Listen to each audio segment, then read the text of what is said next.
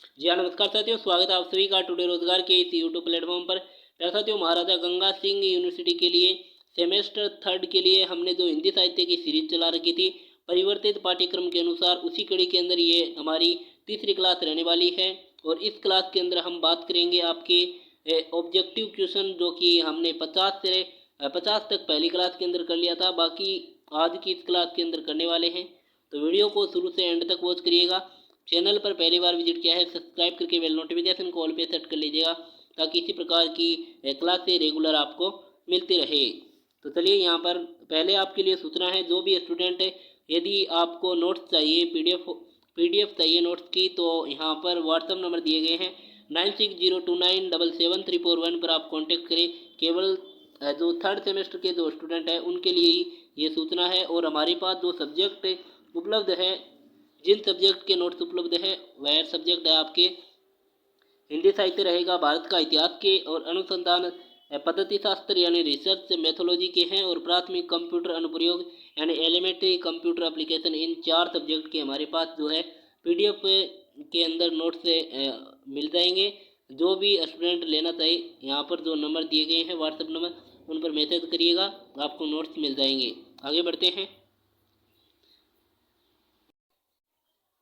तो आपके 50% तक हमने है वो पहली क्लास के अंदर कर लिया था। आज की क्लास के अंदर हम 51% से शुरू करने वाले हैं। तो यहाँ पर आप देख पा रहे हैं 51 नंबर प्रश्न है कि रश्मि रथी काव्य में रश्मि का अर्थ है, तो इसका अर्थ होगा किरण। इसका क्या अर्थ होगा? किरण होगा। और प्रश्न 52 है कि रश्मि रथी किस प्रकार की विधा है, तो ये आपकी खंड काव्य है। क्या है? खंड काव्य है। प्रश्न है आपका नेक्स्ट प्रश्न है, दिनकर का जन्म कब हुआ था? तो दिनकर का जो जन्म हुआ था वो आपके 1908 के अंदर हुआ था। कब हुआ था? 1908 के अंदर, यानी ए ऑप्शन यहाँ पर राइट हो जाएगा। आगे हमारा प्रश्न है कि रश्मि रथी में कुल कितने सर्ग है? तो कितने सर्ग है? तो यहाँ पर आपके 7 सर्ग है।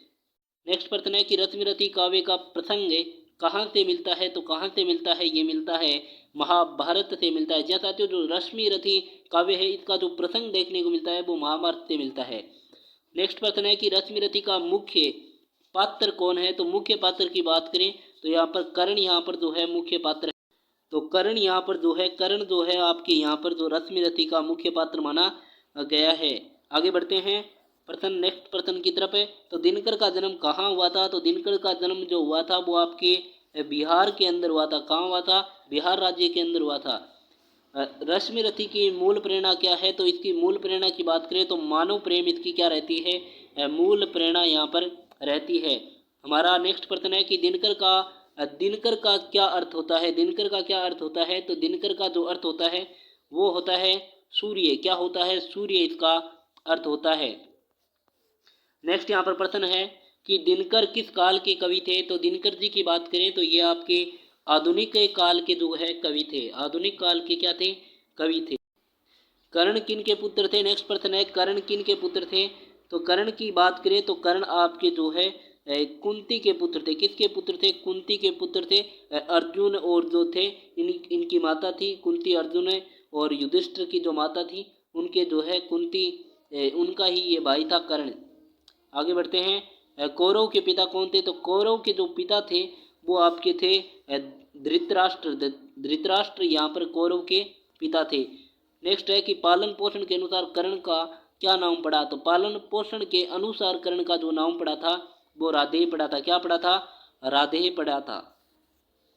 नेक्स्ट प्रश्न है कि इनमें से दिनकर की रचना कौन सी है? तो दिनकर की रचना की बात करें तो उर्वशी दिनकर जी की क्या है? रचना है। नेक्स्ट है कि दिनकर किस तरह के कवि थे? तो वो आपके राष्ट्रीयता के तरह के कवि थे। राष्ट्रीयता थी उनके अंदर, तो राष्ट्रीयता की तरह, राष्ट्रीयता के कवि थे। किसके? राष्ट्रीयता के। नेक्स्ट प्रश्न है कि दिनकर को साहित्य अकादमी का पुरस्कार किस रचना के लिए मिला है?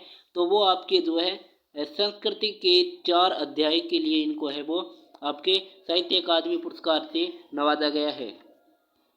नेक्स्ट यहाँ पर प्रश्न है कि हिंदी साहित्य में अनल कवि के नाम से विख्यात है। तो हिंदी साहित्य में अनल कवि के नाम से यदि कोई विख्यात है तो वो है आपके दिनकर जी। जी हाँ साथियों, दिनकर जी अनल कवि के नाम से भी जाने जाते हैं। नेक्स्ट प्रश्न है कि दिनकर की रचना रेणुका का प्रकाशन कब हुआ था? तो कब हुआ था आपके? तो इनका प्रकाशन हुआ था आपके 1935 ईस्वी के अंदर इसका प्रकाशन हुआ था। नेक्स्ट प्रश्न है यहाँ पर कि दिनकर को ज्ञानपीठ पुरस्कार किस रचना के लिए मिला है?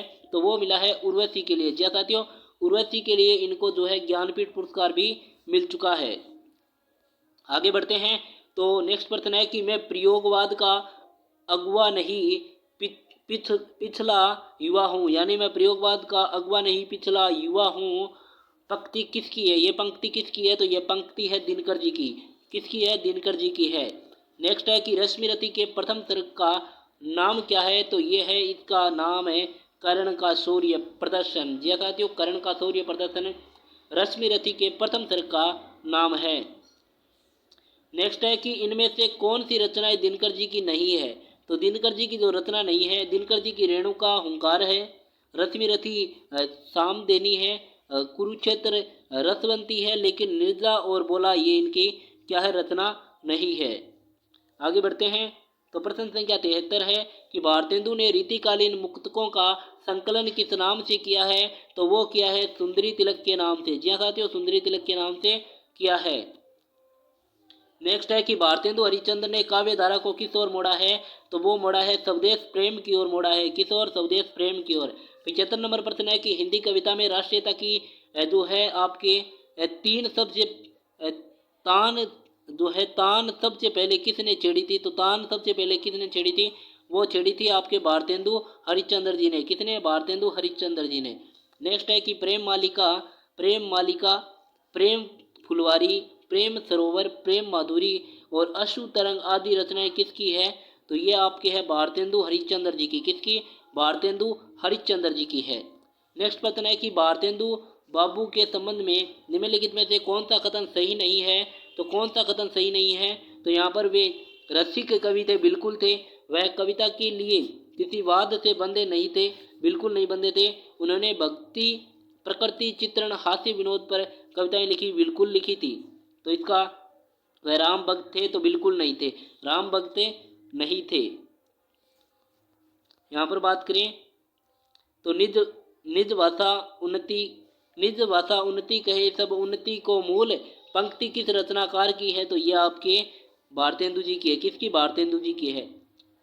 नेक्स्ट है कि निम्न भाषा उन्नति कहे रचना में किस भाषा का महत्व दर्शाया गया है? तो इसके अंदर उर्दू भाषा का महत्व क्या है? दर्शाया गया है। नेक्स्ट प्रश्न है कि उर्दू में रसा नाम से कौन लिखते थे? तो रसा नाम से भारतेंदु जी लिखते थे। 81 प्रश्न है कि भारतेंदु की काव्य कृति की संख्या कितनी है? तो वो है आपके 70। कितनी है? 70। नेक्स्ट है प्रश्न कि भारतेंदु युगीन काव्य प्रवृत्तियों में कौन सी एक सही नहीं है? तो सही नहीं है वो है आपके राष्ट्र प्रेम की भावना थी, सामाजिक दुर्दशा का वर्णन भी था, हास्य व्यंग्य एवं समस्या पूर्ति भी इसके अंदर थी, लेकिन विरह वर्णन इसके अंदर शामिल नहीं है। नेक्स्ट प्रश्न है कि प्रियवास रचना के बारे में कौन सा एक कथन असत्य है? असत्य कथन को आपको छांटना है। तो इसकी रचना हरिओद ने की, बिल्कुल की है। इसका रचना काल 1914 ईस्वी है, बिल्कुल। ये हिंदी का प्रथम महाकाव्य है, बिल्कुल है। इसमें कुल 47 सर्ग है, ये बात बिल्कुल क्या है? गलत है। तो यहाँ पर राइट ऑप्शन आपका डी हो जाएगा। नेक्स्ट प्रश्न की तरफ बढ़ते हैं। नेक्स्ट प्रश्न है कि प्रियवास का वर्ण्य विषय क्या है? तो प्रियवास का वर्ण्य विषय है कृष्ण का मथुरा प्रवास। क्या है? कृष्ण का मथुरा प्रवास है। नेक्स्ट प्रश्न है कि अयोध्या सिंह उपाध्याय हरिओद की सर्वोत्तम रचना कौन सी है? तो वो है आपकी प्रियवास, इसकी क्या है? सर्वोत्तम रचना मानी जाती है। नेक्स्ट प्रश्न है कि प्रियवास के किस सर्ग में हरिओद जी ने विश्व प्रेम को व्यक्तिगत की अपेक्षा अधिक महत्वपूर्ण माना है? तो यहाँ पर जो है गया ऑप्शन हो जाएगा 17वें सर्ग के अंदर माना है।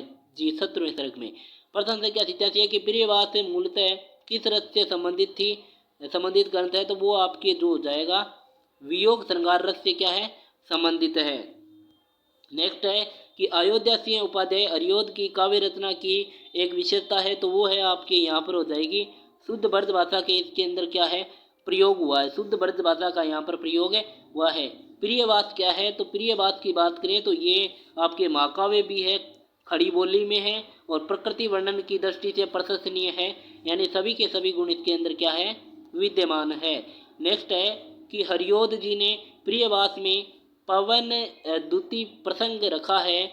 उनका पवन दूती प्रसंग किससे प्रभावित है, तो वो है आपके कालिदास जी के मेघदूत से प्रभावित है। जी हाँ, कालिदास जी के मेघदूत से क्या है, प्रभावित है। नेक्स्ट प्रश्न है कि मैथिली शरण गुप्त की वह रचना जिसने देश में राष्ट्र प्रेम की धूम मचा दी थी, तो वो है आपका भारत भारती वाला जो है मैथिली शरण गुप्त की जो रचना है, उसने देश में राष्ट्र प्रेम की भावना की क्या है, धूम ही मचा दी थी।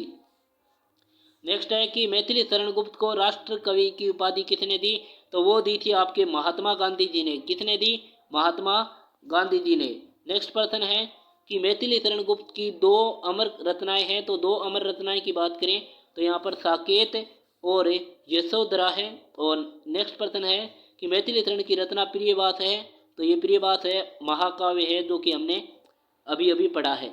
नेक्स्ट है कि कैकेयी परिताप किसकी रचना है, तो ये मैथिली शरण गुप्त जी की रचना है।